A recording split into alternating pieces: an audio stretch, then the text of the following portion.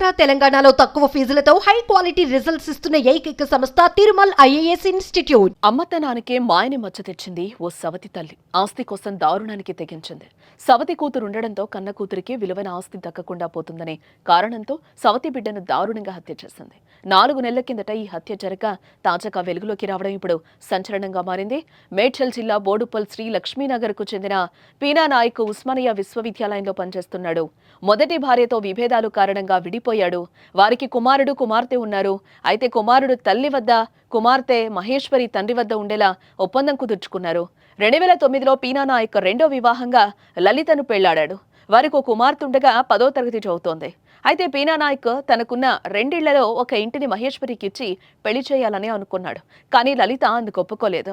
ఈ క్రమంలో గొడవలు జరగగా సూర్యాపేట జిల్లా కొమల్ గ్రామానికి చెందిన సిఆర్పీఎఫ్ జవానుగా పనిచేస్తున్న తన మరిది బానోత్ రవి గత ఏడాది డిసెంబర్ 7న పీనా నాయక్ బయటకు వెళ్లిన సమయంలో రవి యాదాద్రి జిల్లా బీబీనగర్లో గ్యాస్ ఏజెన్సీ కంప్యూటర్ ఆపరేటర్గా పనిచేస్తున్న వీరన్నలు ఇంటికొచ్చి మహేశ్వరిని హత్య చేశారు. అనంతరం గోనెసంచిలో మృతదేహాన్ని కట్టి నల్గొండ జిల్లా శాలిగౌరారం మండలం వంగమర్తి వద్ద మూసీ నదిలో పాతిపెట్టేశారు.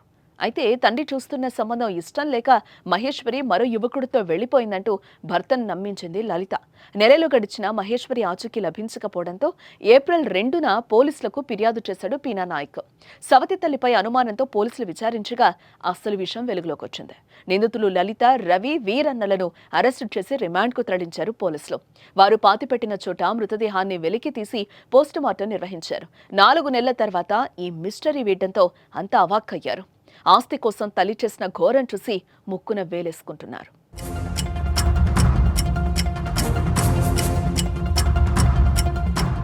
మొత్తం ఈ ఇల్లు, ఆస్తి, ఇంటి దగ్గర ఒక 6 ఎకరాల పొలం ఉంటుంది. ఇవన్నీ ఆమెకే కావాలని చెప్పేసి పక్కాగా వాళ్ళ మామ కొడుకు, ఆయన పేరు రవి, ఆయన మిలిటరీలో ఒక కానిస్టేబుల్గా పనిచేస్తాడు జమ్మూ కాశ్మీర్లో. ఆయన మొత్తం ఎట్లా అంటే అమ్మాయిని ఏం చేసిందంటే ఇప్పుడు మనం చూసిన దాని ప్రకారం మొత్తం చున్నీతోని ఇటో సైడు అటో సైడు దిగేసి చంపేసింది.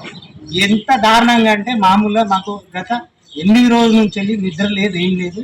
పోలీస్ స్టేషన్లో చుట్టూ తిరిగి సిఐసార్ని బదలాడి కేసు కొంచెం చూడండి సార్ అని చెప్పి వాళ్ళ దగ్గర ఉన్న ఎవిడెన్స్, మా దగ్గర ఉన్న ఎవిడెన్స్ కొన్ని సబ్మిట్ చేస్తే నిన్న వాళ్ళకు ఎంక్వైరీ చేస్తే నిన్న సాయంత్రం పలానా ఇట్లా చేసినామని చెప్పారు. అన్యాయంగా చంపేసారు అన్న అమ్మాయిని. ఎంత దారుణంగా అంటే దారుణంగా, ఆస్తి కోసం ఆమెను. ఇందులో వాళ్ళందరూ ఉన్నారు, తప్పకుండా వాళ్ళకి శిక్ష పడాలి. చట్ట ప్రకారంగా వెళ్తాం, మేము అట్లేమి కాదు, చట్ట ప్రకారంగా వాళ్ళు కంపల్సరీ శిక్ష పడేటట్టే చేస్తాం.